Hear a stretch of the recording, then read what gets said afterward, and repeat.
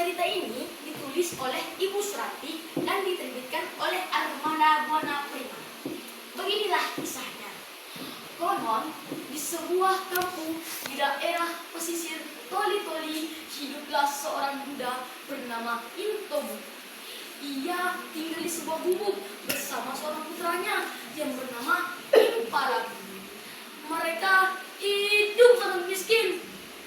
Untuk memenuhi kebutuhan sehari-hari, mereka pergi ke laut untuk mencari ikan. Pada suatu malam, ketika Intobu bersama anaknya hendak mencari ikan di laut, tiba-tiba angin bertiup sangat kencang dan hujan deras.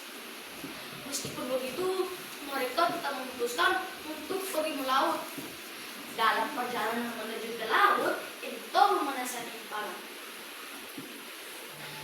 Anakku, ayah berharap jangan sampai cucuku seperti ini membuatmu patah semangat untuk pergi melaut. Karena hanya pekerjaan inilah yang menjadi tumpuan hidup kita.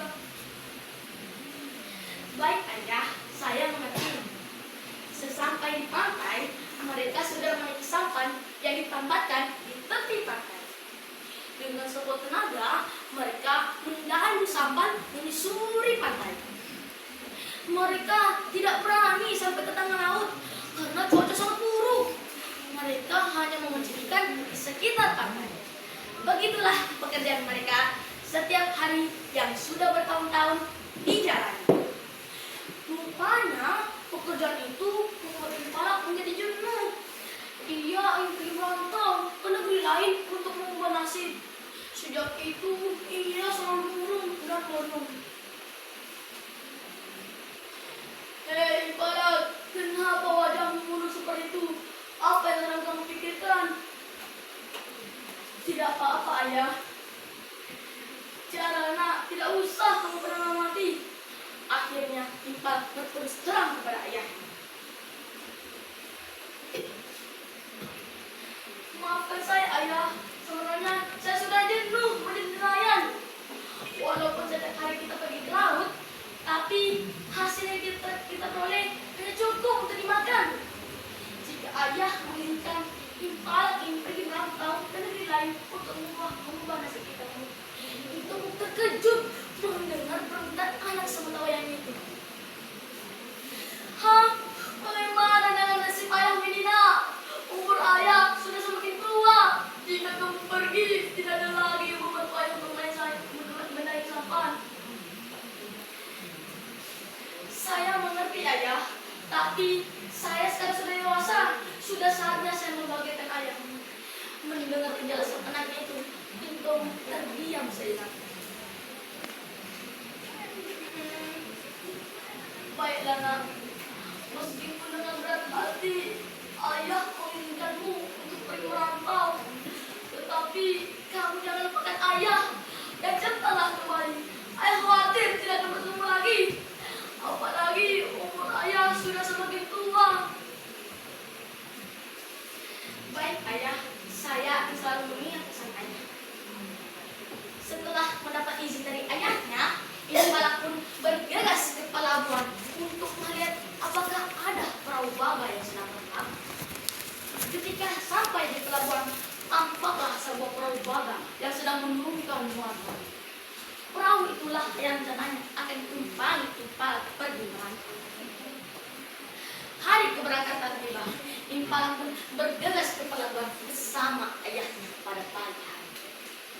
Impala pun berpamitan serta mencium tangan ayahnya. Air mata pun segera berlinang dari mata Intobu saat bagai ditumpangi Impala meninggalkan pelabuhan. Tidak terasa, sudah beberapa tahun Impala merantau menjadi orang. Namun, ia tidak pernah memberi kabar kepada ayahnya.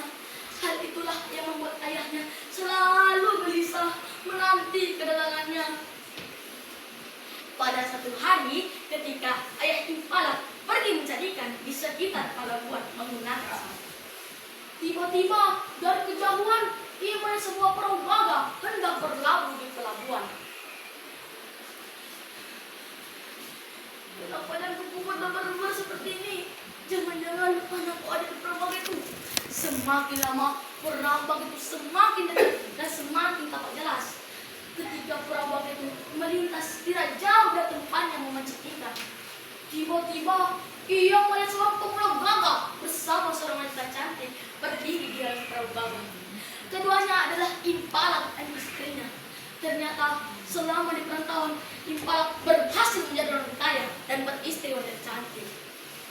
Oleh karena yakin bahwa pemuda itu adalah anaknya, tiba-tiba sang ayah berteriak, "Impala, Impala, ini aku ayahmu." Impala tahu bahwa lelaki tua yang memenuhi itu adalah ayahnya. Namun karena malu kepada istrinya, ia pun berpura-pura tidak mendengar teriakan lelaki itu. Sementara ayah Impala dengan satu tenaga terus mendayung sampai mengejar perahu gagah yang tumpangi Impala. Ketika akan sampai di pelabuhan, tiba-tiba angin bertiup sangat kencang. Sampai ditumpangi ayah Impala terombang-ambing oleh gelombang besar. Ayah Impala tidak sanggup lagi mengendalikan sampannya. "Tolong, tolong, tolong aku Impala." Sementara Impala yang berada di atas perahu gagah justru tertawa tertawa melihatnya diombang-ambing oleh gelombang laut.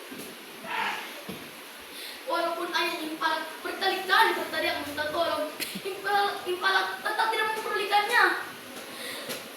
Sampai perahu yang tumpangi Impala justru semakin menjauhinya. Hati lelaki itu hancur karena diabaikan oleh anak kandungnya sendiri.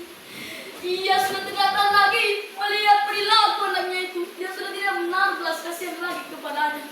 Dengan mengangkat kedua tangannya, ia berdoa kepada Tuhan. "Ya Tuhan, hukumlah anak hamba yang durhaka itu. Kutuklah perahu gagah yang ditumpangi menjadi batu." Beberapa saat kemudian, angin bertiup sangat kencang. Ombak laut bergulung-gulung menghantam perahu Impala sehingga terdampar. Seketika itu pula perahu gagah dan Impala menjelma menjadi batu. Oleh masyarakat setempat, perahu itu kemudian batu itu kemudian diberi nama jadi Batu Gagah. Demikianlah cerita saya kali ini. Oh ya teman-teman, aku lupa. Aku ingin memberi pantun. Nanti jawab cakep ya. Pisau arit potong duri. Cakep. Dan pamit undur diri.